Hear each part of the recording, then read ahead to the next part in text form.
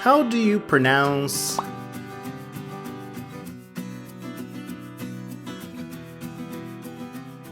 posterior arch of the atlas? Posterior arch of the atlas. And to help you memorize this term, here are some additional images. We selected them for you from our Atlas of Human Anatomy, showing this structure highlighted in green. Oh wait, and there is more. If you're interested in learning the anatomy associated with this term, we've added some links on this video's description box where you can find all the material you need to become an expert on the posterior arch of the atlas. Knowing how to pronounce this term is one of the many things you need to do when learning human anatomy, so you're not done yet.